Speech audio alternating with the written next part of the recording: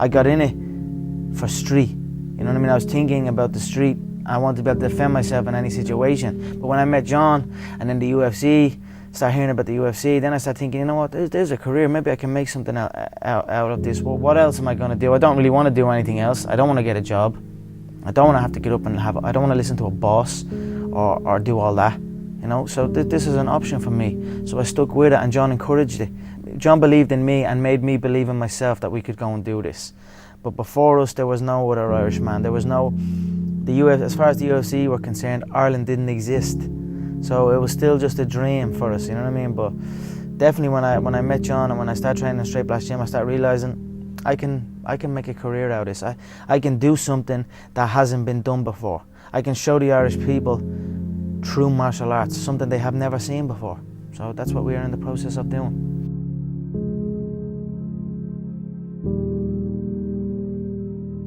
My name is Conor McGregor and I live in Lucan.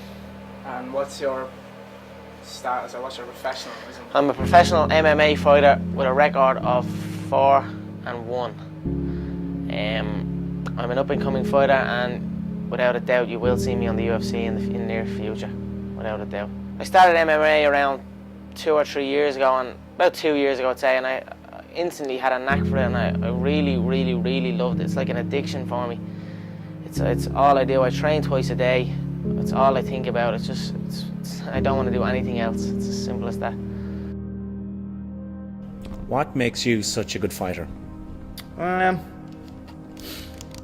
don't know, I'm just curious about it. It's never, I mean, it's in my head 24/7. There's nothing else I can think of. I don't think about nothing else. And that's it, I'm just curiously fascinated with it, and I can't stop thinking about it. Everything I do in my life is related to this. I don't do nothing else if it's not got to do with fighting, you know what I mean? It's more like an obsession now.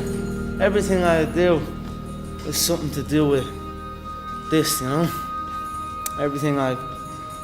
It's always in my head. I'm always thinking about it. I'm definitely obsessed with it. I was a plumber. I was an apprentice plumber. I did a year in that, and it just wasn't for me, you know. It's either all or nothing in the game I'm in. You have to. If you're not training twice a day, if you're not dedicated, you're not going to go anywhere. So I felt I had enough talent and enough dedication, enough love for the sport, that it was time to pack up my job and chase my dream, and that's what I'm doing, and that's pretty much it. And what is your dream? My dream is to be world lightweight champion in the UFC, have more money than I know what to do with, and have a great life for my kids, my grandkids, everyone in my family, everyone that's come up with me. That's my dream.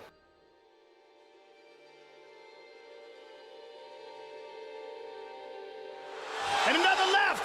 Connor's in serious trouble. He's down. He's done it. It is all over. So after that fight when I lost, and I'm looking at all these people and they're all celebrating my demise and saying I'm done and this, and it certainly lit a fire under my belly. Every single person doubted me. Every single fighter doubted me. Doubt me now. The notorious Conor McGregor. I always knew I only need one chance. I always felt I was better than everybody. I always felt all I needed was to get in there once. Just give me one shot and I'll take it home. I'll steal it every time. And then so when I got the call, I knew I wasn't hanging around. I was going to call out everyone in the division. I was going to make my way up to the top as fast as possible, because I felt I was ready. I felt I was better than these people. So, but obviously the work always is still, you know, there's always work to be done, you know. So, if anything, I suppose it definitely got me to the gym that bit more. You know, that now it's there. Now all these dreams that I've been having are actually there in front of me. So I work towards it. Like I said, give me one chance and I'm going to take it home. So they gave me one chance and I took it home. There's two things I've learned from these past 7 months. Number one is that hard work pays off.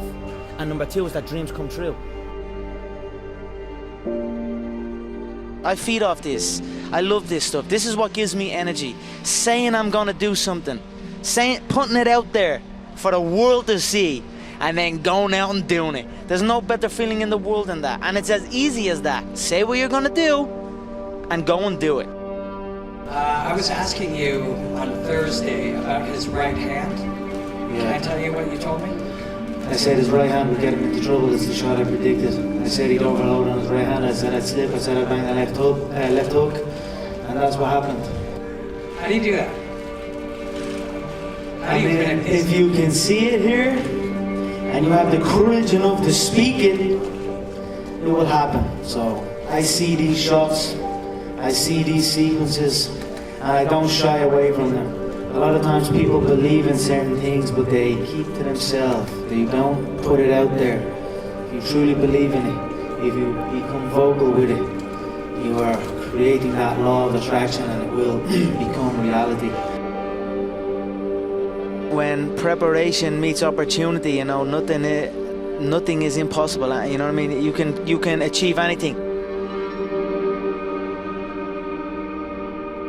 It's about getting better. Nothing else matters except me showing up at the gym every single day and putting in the work to get better. Nothing else matters except getting better, showing up at the gym and improving. When I was a kid, I used to always visualize stadiums and like, even when I was playing football, I'd kick the ball against the wall and I'd pretend I scored a goal, and I'd run off and I'd be raising my hand and visualizing an arena full of fans. And that was something I'd done as a kid out on my own. I like just running around kicking the ball.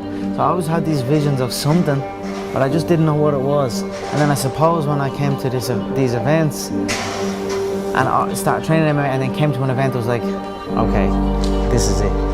This is what I'm gonna do. And then, now I'm doing it. I knew what was going to happen. I knew I was going to get here. They didn't. It was a lot of stressful years. You know what I mean? A lot of tough times. But I proved them wrong. I proved myself right. I'm the fucking future.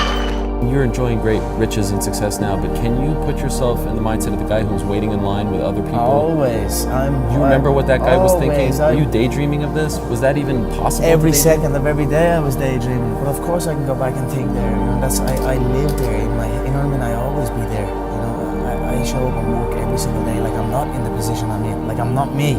So that's the mindset I have. It's working. If you work hard, you can achieve great things.